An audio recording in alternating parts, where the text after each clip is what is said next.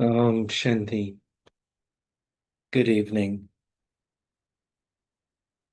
Today we'll continue our preparation for Mama's Day on the 24th of June by reading the next in the sequence of classes. So I'll hand over to Ranjan now. Om Shanti. Well, it's good evening here. Might be good morning or good afternoon, wherever you are. So we are going to read today's, we had the 11th December's class, which was on darkness and how Baba brings us in the light by giving us knowledge. Then on the 12th, Baba talked about karma yoga. Without a good karma yoga, you can't have liberation. And today is the 14th December, 1958. The year is the same, 1958. The great difference between the task of God and those of the religious souls. So today Mama is going to explain about the task, what God does and what religious souls do. Om Shanti. We souls are very old. We souls were definitely new at some point. How can the soul be new or old? The world understands that the soul is unique, that it can neither be cut nor burnt, that the soul can never be destroyed in any way because it is immortal. However, we now know from the Supreme Soul that the soul truly is immortal. They burn the body, but the soul has already left it.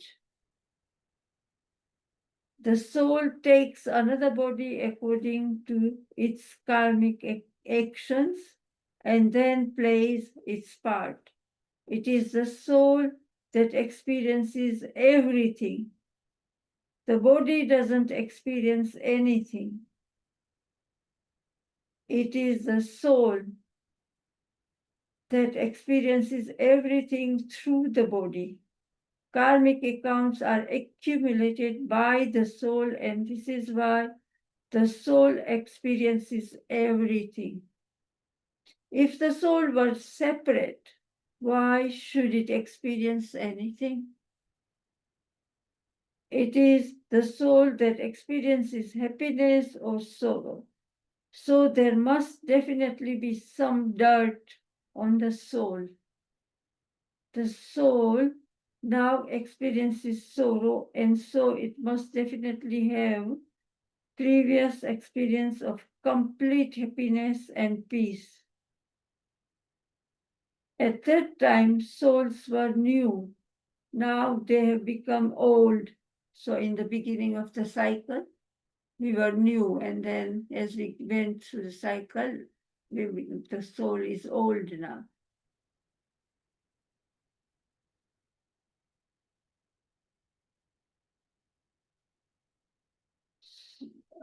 At that time, souls were new. Now they have become old.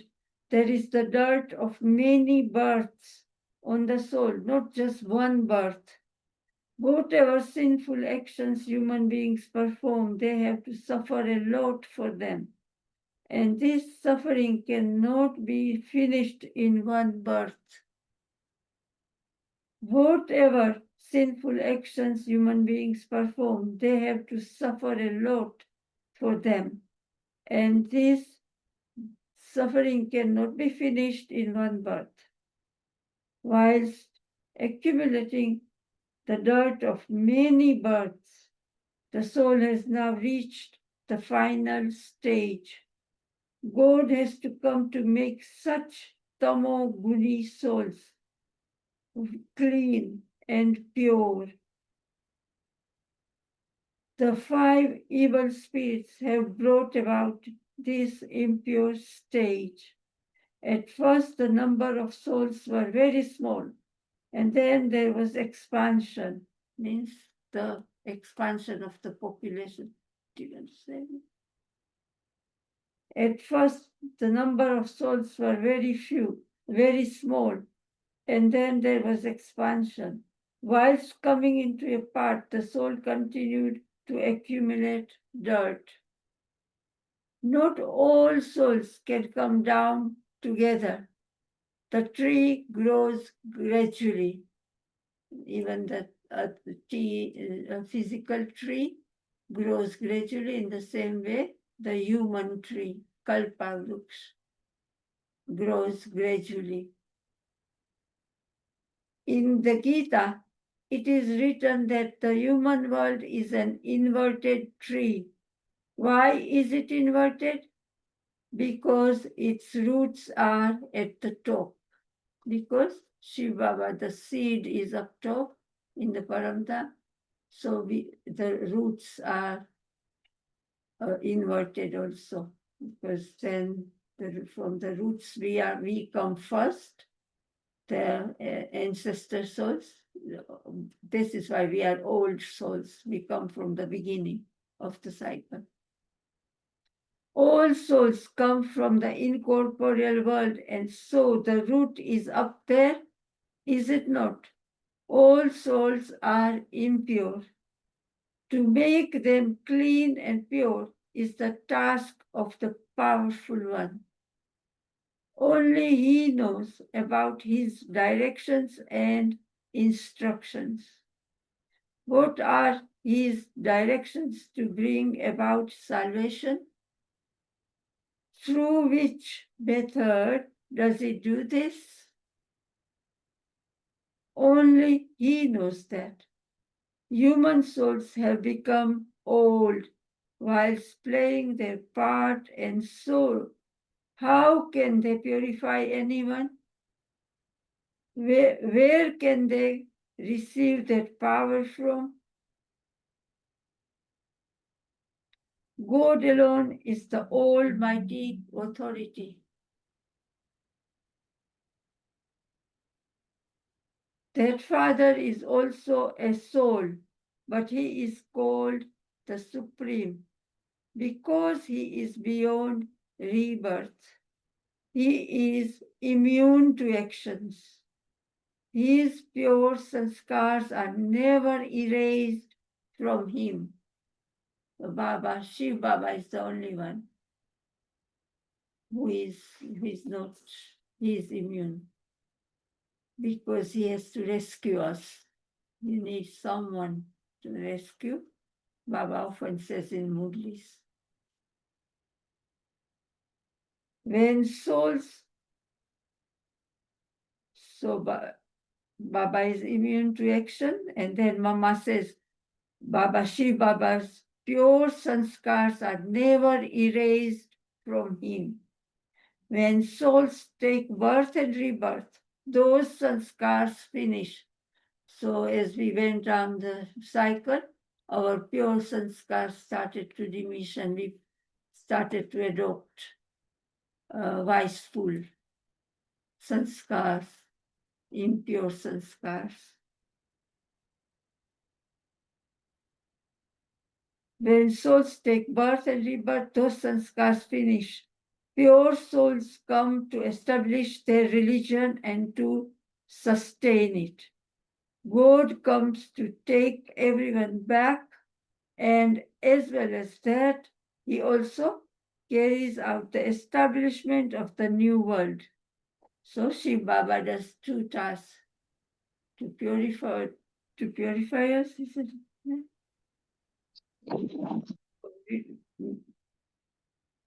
Pure souls come to establish their religion and to sustain. God comes to take everyone back, as well as that he also carries out the establishment of the new world. So his acts are unique. God's task is his own. Souls and their sanskars are eternal. You also have to understand how they have to play their part of many births. It isn't that the soul is merged with the Supreme Soul and that both are the same. Each soul has its own individual sanskars. Although uh, even Shiv Baba's soul is point of light like us, we also are point of light.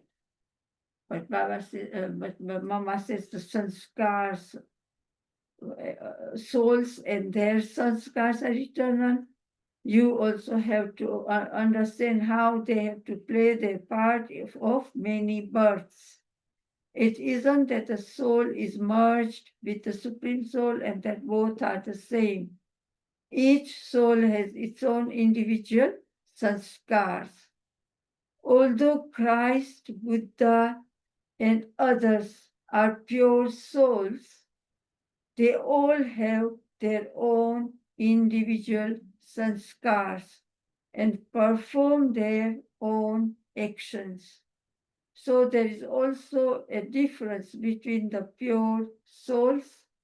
Only the Supreme Soul, who has this knowledge, eternally can give this knowledge to us. Arjuna was also told, so we all are Arjuna, but Arjuna here, Brahma Baba, the first man, the first one. So Baba says, Arjuna was also told, by knowing me alone, you will know everything. So Shiv Baba gave the knowledge to Brahma Baba, Arjuna first, that by knowing me,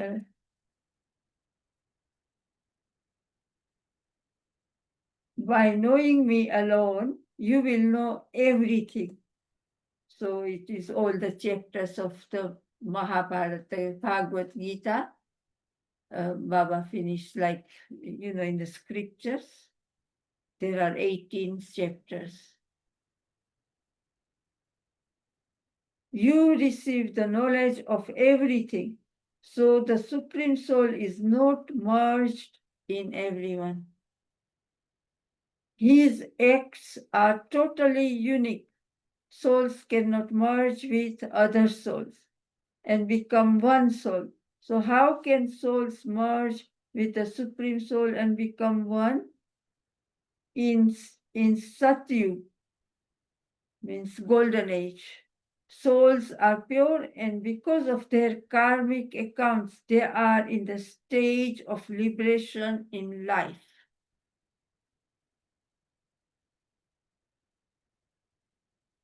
At that time, they are not impure. Then, when they come to play their part, the impurity of their sanskars accumulate. What are the different sanskars and activities of human beings based on? What are the sanskars and activities of human beings based on? There are varying degrees within these differences too. Even in their impure stage, souls have their own sanskars. There is a variety in their rajo, that rajo means middle stage, as well as in their tamo. So tamo guni Baba mentioned before, and then now Baba's tamo, this is extremely degraded stage. So tamo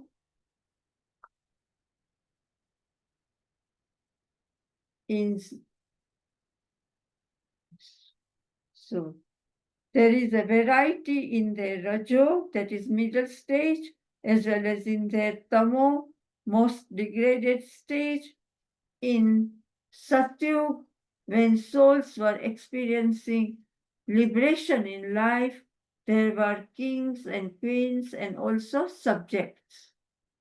there were all of these. If there weren't any variety, then all would be kings. Since there are subjects, there is definitely a king as well. If all were kings, there would be no game. All these deep aspects have to be understood with the intellect. You have to broaden your reasoning. So here it says reasoning means vivek, conscience. Okay. So Mama's taking us through the distinctions between the soul and the Supreme Soul, and the Supreme Soul and the religious leaders. On the path of devotion, we tend to amalgamate lots of different categories, but Baba separates them. You have God the Supreme, then you have angels, then you have deities, and then you have religious fathers, you have other saints and gurus, you have nature. But on the path of devotion, we can attribute to all of them the features of God, and we might worship any of them. So Mama is saying that you got to understand that there are specific things that Shiv Baba does. Because we tended to think that God just means someone who can do anything, then you could make a case for anyone doing anything to be God. But Mama's explaining there are specific things that God does that no one else does.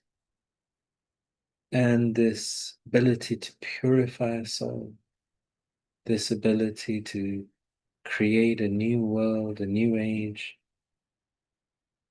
these things have not been achieved by anyone else.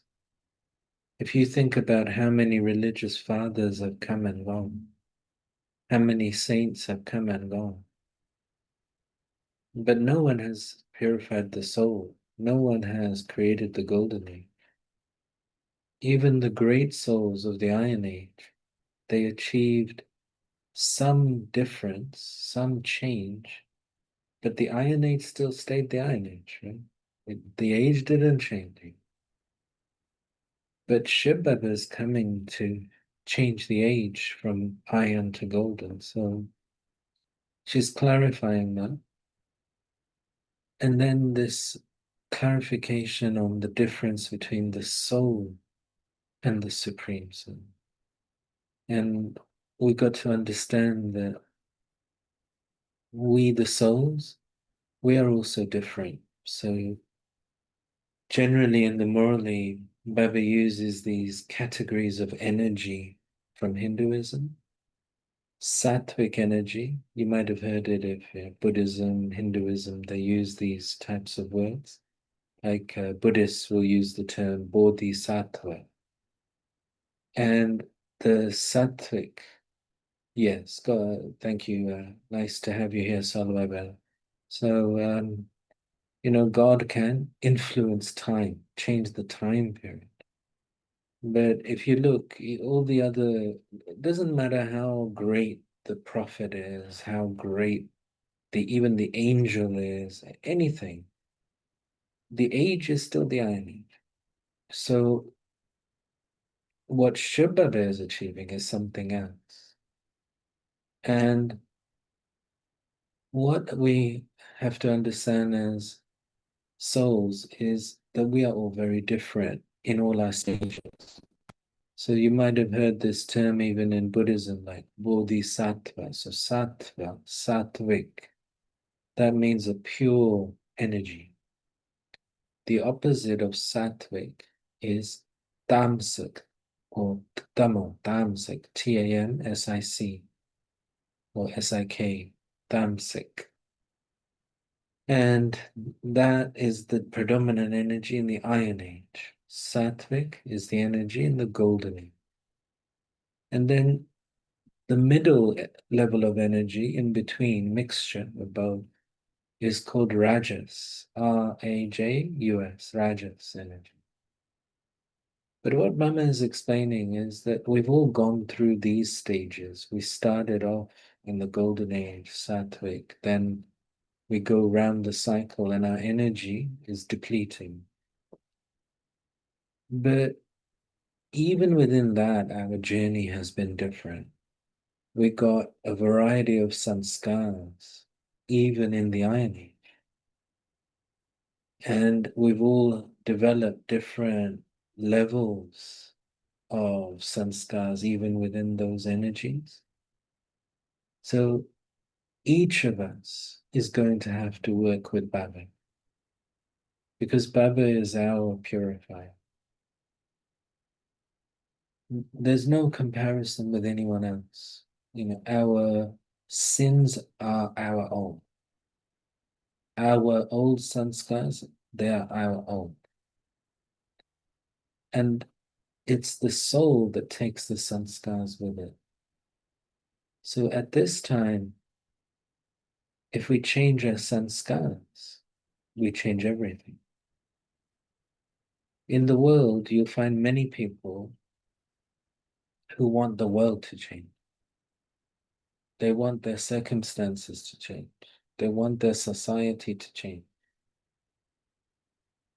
But they lack the understanding Baba and Mama are giving us, that the world changes when our sanskars change.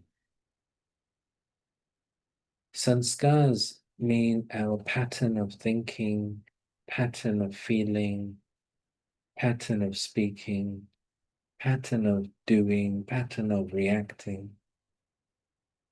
These are all sanskars we have created. And most people, they want the world to change, but they don't want to change their own sanskars. They want another person to change. They don't want to change their sanskars. But Baba is saying that if you change your sanskars, you will change your life. And maybe some of you have had that experience. I definitely have had that experience, that by working with Baba's knowledge and yoga, changes my sanskars, changes my life. But Mama is saying and Baba is saying, you go even further, not just one life. You can change your many future lives if you change your sanskars now. So I'll hand back to Angela. And today, was it slogan about your lifestyle? Your lifestyle will, and if you change, if you're seeing your divine, what Baba says, this lifestyle, and change in you, others will be inspired. Mm. And I remember a few years ago in interfaith princess from I think Vietnam or Cambodia had gone, and she was very humble and she didn't speak much English, and she said to Jentivet, to Dadi, that I don't know much to speak like others. So Dadi said, you don't need to do anything, just through your lifestyle, changing your lifestyle. It will change others, and others will understand what spirituality is. Yeah. So Baba says, just change yourself. And this is our aim as well. We changed and the world changing. So, so this is what we are. But I think they have used the word reasoning. So this is the same as conscience, isn't it? Is it reasoning and conscience? Could be understanding. Understand. So this is, you have to broaden your reasoning. God comes and explains on the basis of experience and reasoning. You have to think about what is right and what is wrong. People say, why did God create such a game? Is it the father's game to make the children unhappy? Baba says, there was a variety in the game that I created. I created a game of happiness, but human beings then forgot me and forgot themselves and created the suffering of karma for themselves. I liberated you from such suffering of karma, and this is why I am remembered as the remover of sorrow and the bestower of happiness. So in Hindi, they sing a lot about Dukharta Sukharta, means remover of sorrow and bestower of happiness. Come, they sing a lot in their bhajans, divine songs.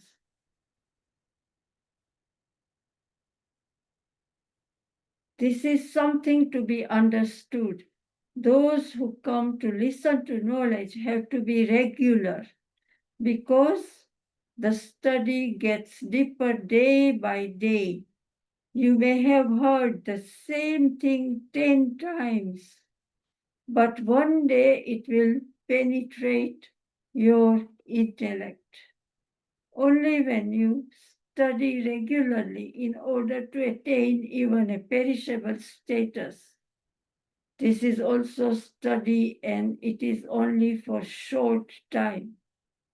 So Baba says, like you go to school, university, everything, and you keep on studying. In the same way, this divine study also, you need a clear, clean intellect, and then you have to study. One day it penetrates. So Baba says, you may have heard the same thing 10 times, but one day it will penetrate your intellect. Only when you study regularly are you able to imbibe completely. You have to study regularly in order to attain even a perishable status. This is also study and it is only for a short time. Means Sangam confluence age is very short, compared to other ages. It isn't that the throne of the gurus continues from time immemorial. No, the Supreme Soul says, I alone am the Sat Guru. I alone grant salvation. Salvation is said to be the reward. Degradation cannot be called the reward. By simply just saying it is true. Neither has there been benefit nor will there be benefit. When we listen and we nod, yes, it's true. In Hindi, it says sat. So Baba says, by hearing, neither, by saying that neither has there been benefit nor will there be benefit. You have to understand everything with reasoning. The destination is very high. You have to conquer the vices completely, and only then will you become complete. You have to battle with the vices. If you are not able to do anything, just remain peaceful. Go into silence, introverted and silence. Those who create obstacles in others' peace have been called devils by God in the previous kalpa. They burn themselves, they are devils anyway. They drink the nectar of knowledge and then turn away. And so they are called Bhasma Sur, the devil who burnt himself. So this is in the scriptures, they give example. So you should not drink the nectar of knowledge, but then become Bhasmasur, means don't cause sorrow or harm to yourself. After getting Baba's knowledge, just practice in a right way according to Baba's Srimad, rather than using your own manmat, or having devilish actions. Then you destroy yourself, your status. So Baba says, so you should not drink the nectar of knowledge, but then become Bhasmasur. Your duty is to warn others, caution others also. If you become bad, to what extent will you become bad? And if you become good, to what extent will you become good? There are stages even in being bad. Sato, Rajo, Tamo. Yeah, just explain to you Sato, Rajo, Tamo. You should not get totally crushed. You may become bad, that is, you may lose your status, but do not become completely like Bhasmasur. If you yourself are not able to continue here, means in Baba's knowledge, at least do not create obstacles for others. Whatever anyone does is only for their own self. Obstacles would add even greater strength to true effort makers. True effort makers will think, oh, well, this challenge or storm has come to make me move forward, make me progress. So they won't get influenced by whatever anyone else says about knowledge or anybody.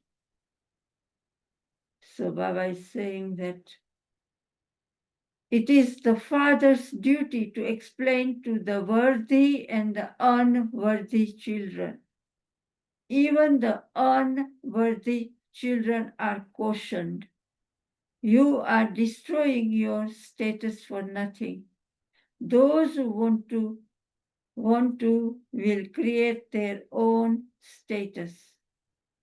Those who destroy something will only destroy it for themselves. Therefore, you should think about this. Acha, Om Shanti. So many of Mama's classes are on this topic of karma. And in the different religions, we tend to think that happiness and sorrow is all in God's hands. God sends us happiness, God sends us sorrow. But what Mama is explaining is that actually God, He sends us into happiness. He's now purifying us, teaching us, filling us with virtues, decorating the soul with many attainments. So then we can be happy for many lifetimes. But then later in the cycle, we perform karma using the vices. And the story of Bhasmasur is that he was a great devotee who gained this boon from the gods, that he could ignite something with the palm of his hand. So he was using it to torment his enemies. But then the story is that goddess Lakshmi came in the form of a very beautiful goddess to attract him, and he was attracted by that beautiful female form. And she said, let's dance together. And if any of you have watched Indian dancing, they often put their hand over their head as a pose. And so he put the hand over his head and burned himself. So Baba is saying these are memorials that you will cause yourself harm through the karma you perform. And so even though God gave you happiness, you will leave the Garden of Eden because you began using the vices in your karma. You caused yourself loss. But now you are being empowered to give yourself benefit through using Baba's knowledge and through remembering Baba. And Mama is saying that, okay, even if you don't want to come and study, don't stop others, don't disturb others. Sometimes when someone doesn't want to do anything, they don't want others to do it either. But at least let others benefit, even if you don't want to. So this Murli was the 16th of December, 1958. I've been looking for copies of these Murlis. I haven't been able to find them yet, but I'll keep looking and put something up. Would anyone like to ask any questions or make any comments?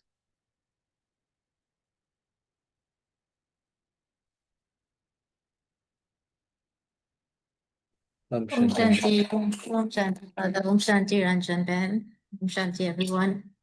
As Mama was saying, that everyone's sanskars is unique.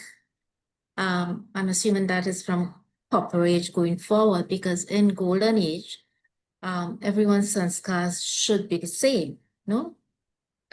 No, I think I thought it was an interesting point. What she was saying was that we're all in the same energy category. So we'll all be sattvic, sato, we'll all be rejo, we'll all be tamo as we go around the cycle.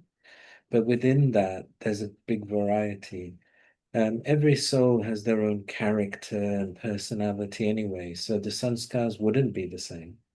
And the sanskars we'll have different perception. But in the golden age, all the sanskars will be of that category of being sattvic. And in the Iron Age, of course, we've all performed different types of karma and used the vices in a different way. So we can see that really there's no comparison with any other Brahmin. Each of us has to change our own nature and sanskars and deal with our own karmic accounts. So even though we've been through the same Iron Age, our sanskars are definitely different. So that during confluenciation, the effort that is made and the reward that happens in the Golden Age, I can understand there's the different levels as you get in, but we are all pure and all clean, so we come down in that pure state. So the 16 degrees will be in the Golden Age, so that everyone should be 16 degrees in the Golden Age. So that our sanskars then, as I was asking, is only would apply the uniqueness of the sanskars, different sanskars will, yes, happen when we start performing karmas, accumulating negative, positive. That's from Copper Age going forward. So we'll have unique sanskars there. But all our actions will be based in the Golden Age on divine virtues. So the sanskars will happen. Yeah. Yes, but you're viewing sanskars just in the form of virtue and vice, but there are sanskars where some are good at cooking, some are good at art, Okay. some are good. Okay. Yeah. So this is what she means, that everyone's sanskars are different because this is a variety. Even within one family, the sanskars of each are so different. So it's not meaning just in virtue and vice. And she also said that, the negative karmas that we would have accumulated cannot be settled in one birth, many Yeah, births. that was also a very powerful point. Yeah. Looking at this birth, for most Brahmins, yes, we go through stuff, but sometimes for some of us, it's not very intense. It's not a lot. So is it that we may have settled a lot coming through, or is it that while we are settling now, and it may not be very intense, maybe on the way back home, the settlement will take place there? Yeah, I think she's referring more generally to the experience of the Iron Age. And, we've had 42 births. And many of them might have been quite short. So I think that she's referring to the volume of negative karma might stretch across several births in order to be settled, rather than right now at the confluence age. There's one morally which you might remember. We read it many years, 2 or 3 years ago, probably. It was the one after the chemical explosion in Bhopal in 1984. And one of the comments that Baba makes in that morally, we'll repeat it at some point and go over those points. He says that one method of settling karmic accounts in the Iron Age is a short lifespan. And it causes the soul quite a lot of sorrow that it wasn't able to go through right up to old age. And like, for example, someone dies when they're 30, 35, it does cause everyone much more sorrow than someone who's 75, because there's like that feeling of unfulfilled potential. So I think, you can see how the karmic account of the suffering could just go over several births, rather than if someone had a long lifespan, then possibly it could all be settled in one lifetime. But of course, if you're taking, we've all taken 42 births in the Iron Age, and Baba was talking yesterday or maybe today about the experience of punishment. And I think it was in yesterday's Morally where Baba said that he will show the sin, every sin we performed in every life to us. He'll give us a vision of every birth. Now, each of us goes into the jail of the womb when we leave the body. And so if you've had a short lifespan, you've just left the jail of the womb. You only had a short time living, and you're back again in front of Dharamraj, in front of your conscience, reliving. So I think that would probably also be part of this suffering continuing across more than one birth.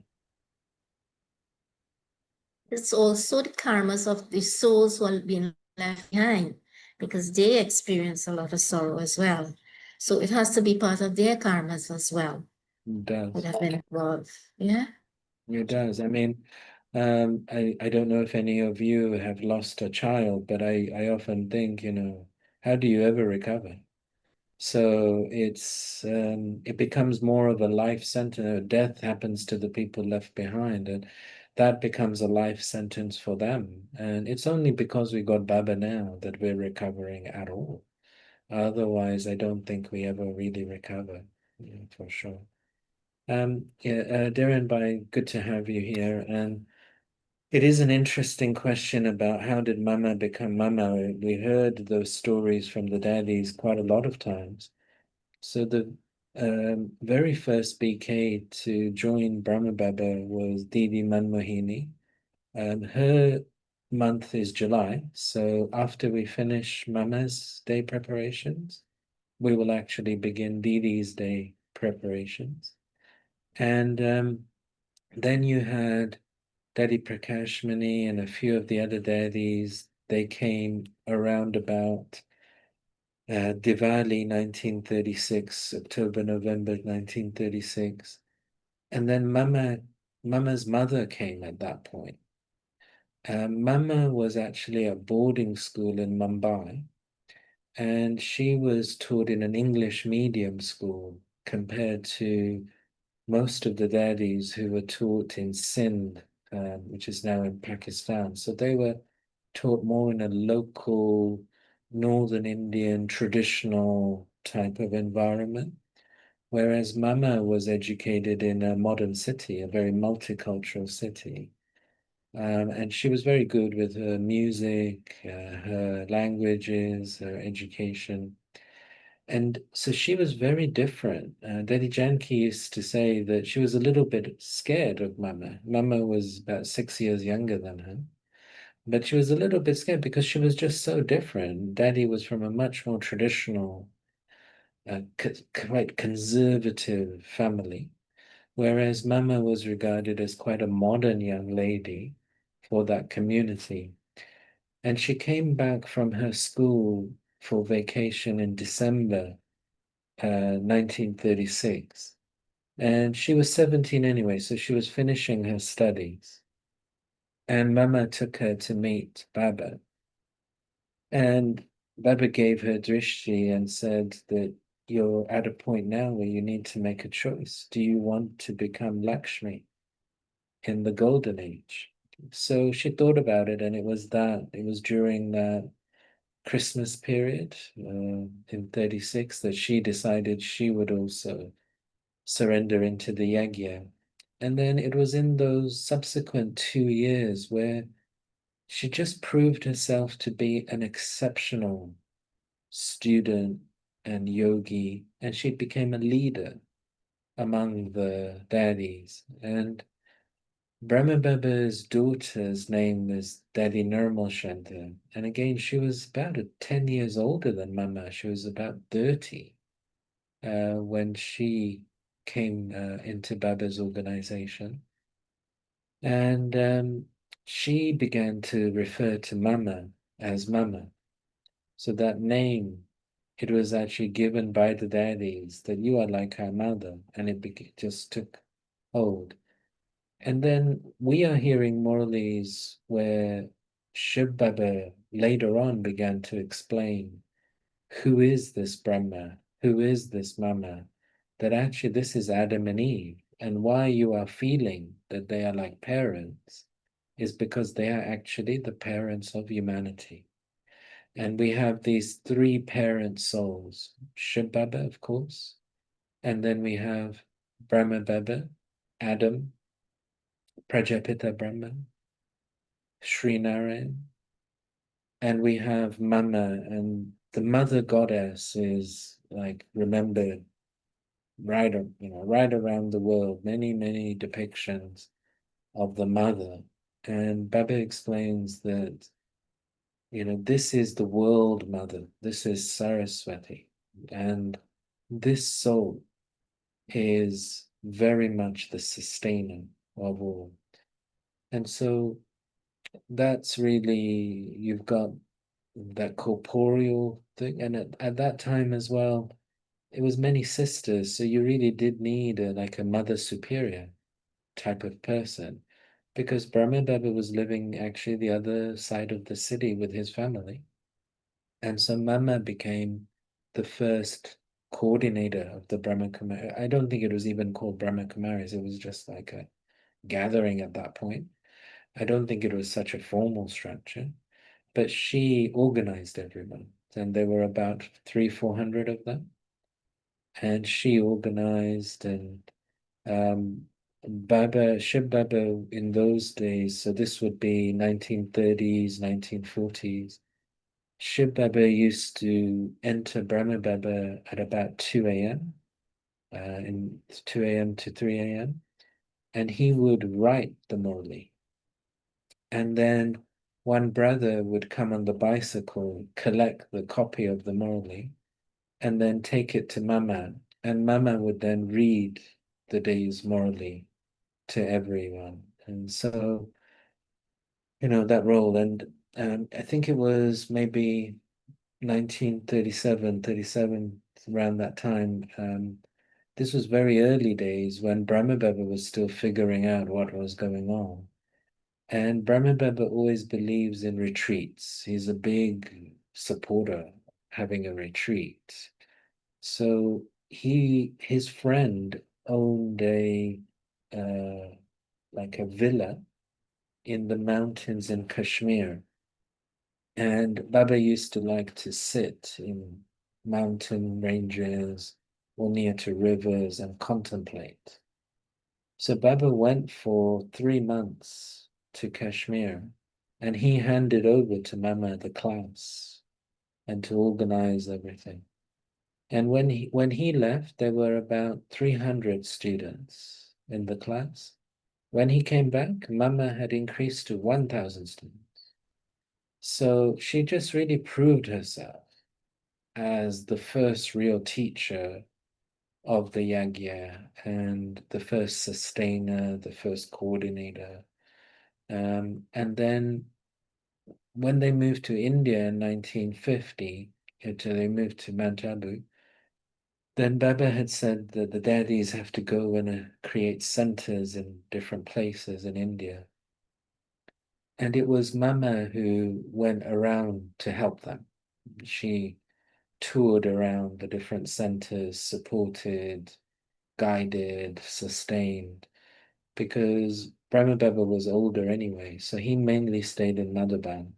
Or if he traveled, it would mainly be to Delhi or to Mumbai. He wouldn't go everywhere.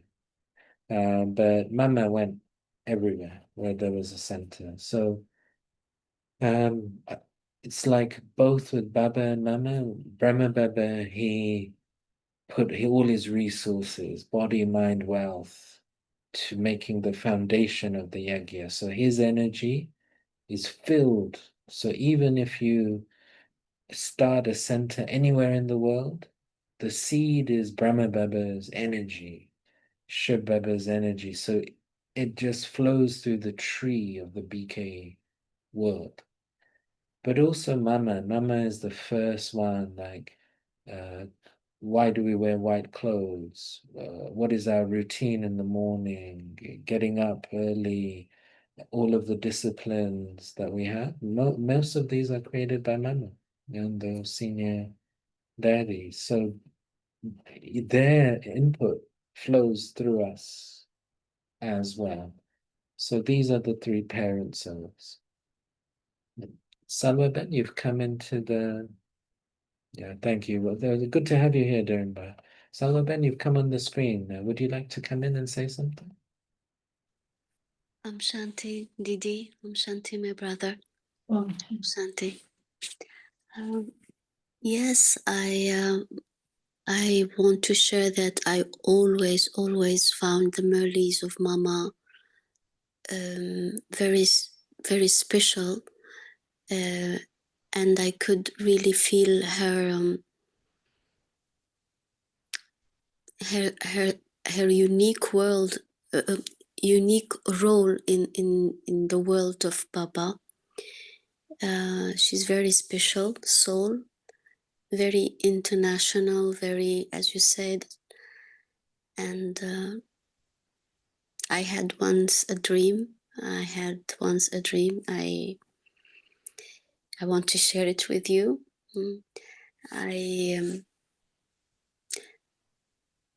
I think I was passing a quite rough period in my life, and then I had the dream that I was sleeping on the lap of my mother. In the dream, I thought it was my mother, because this scene has already happened in my real life. So in the dream, I thought that is my mother, my Lokik mother. And I felt a hand on my head. But then in the dream, I look up, and it was not my mother, it was Mama's face. And very, very, I cannot find words to describe this experience. It's something you cannot really motherly feeling, but very intense and unique. I cannot find words. But what I want to say is that Mama is an energy, and nothing can happen without her presence in reality. I mean, in the real world. Her role is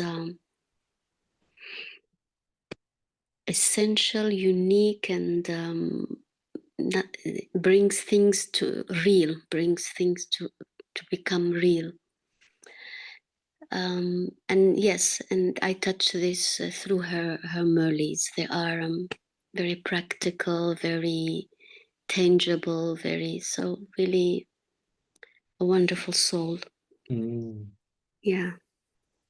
Well, thank you so much for sharing. It's always very inspiring. And like, I was watching the inauguration of the new Pope recently, and what I noticed was even in that faith, they first pray to the Mother Mary.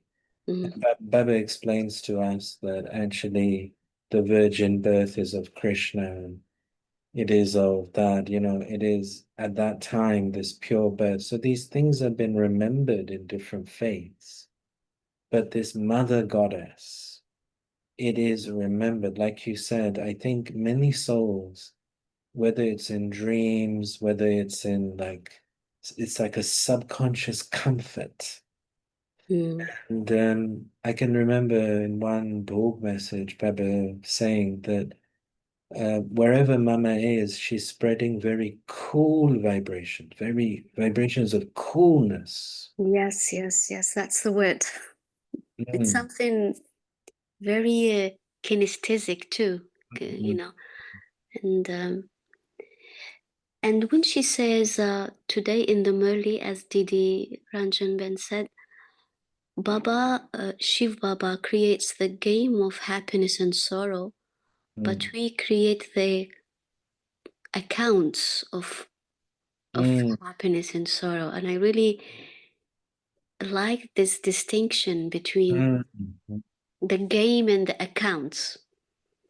mm. Can you please say something further about this distinction? Yeah, I think you've picked out a nice distinction there, but I think what Baba's saying, he doesn't create the game of happiness. So I think that's the point, that as devotees, we attribute everything to God, it's God's will. Everything is God. But what he's explaining is he will not give sorrow.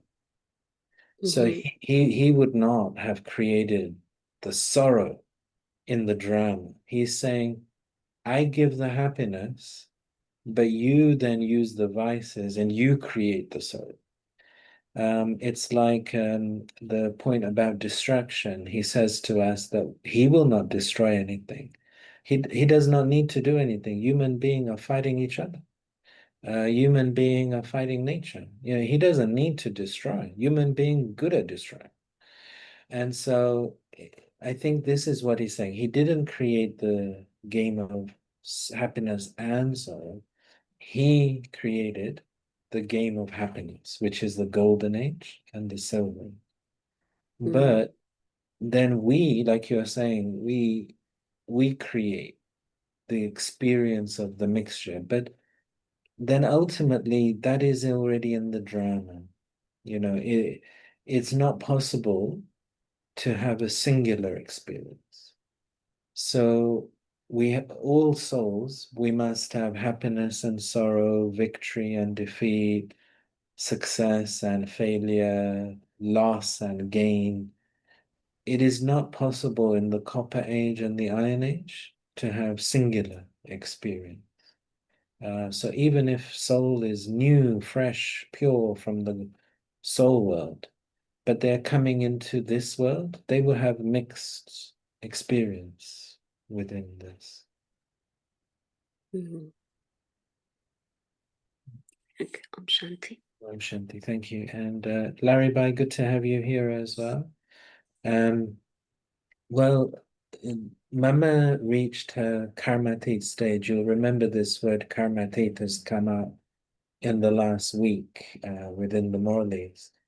It's a unique word in Baba's knowledge, where a soul has cleared all of their past burdens of sins, all of their past impurities. And we can be proud that Mama achieved that relatively very quickly on the 24th of June, 1965. And Brahma Baba was still around at that time. So she reached that karmatit stage first initially. And then what happened was Shubaba kept her in the subtle region for about 3 months.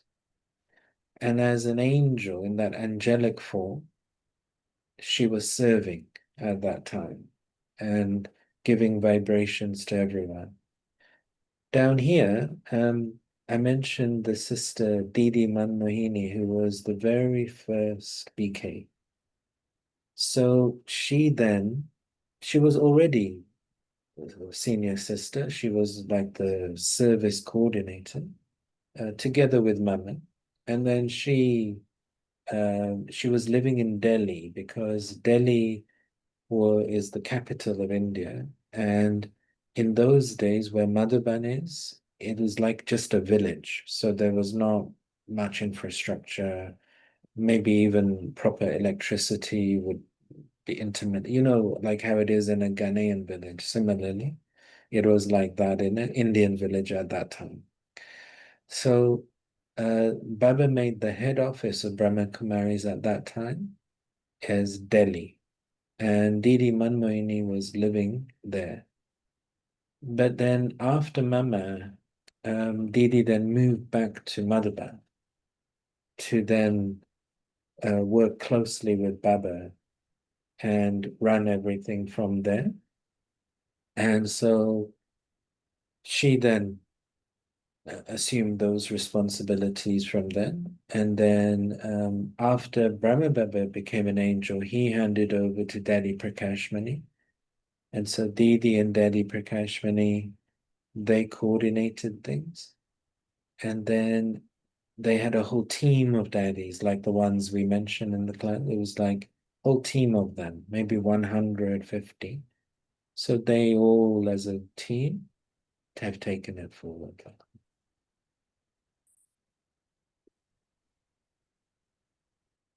Well, thank you all very much for this rich conversation and this evening's class. Let's finish with a few minutes of Mama's Drishti.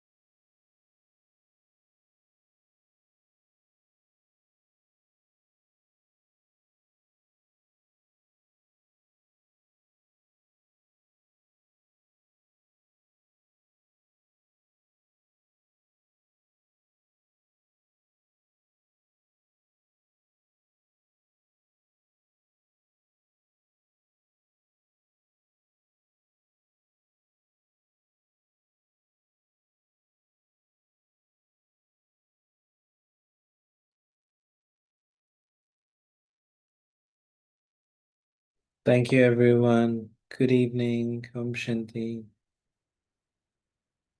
Om Shanti. Om Shanti Baba. Om Shanti. Thank you. Thank you.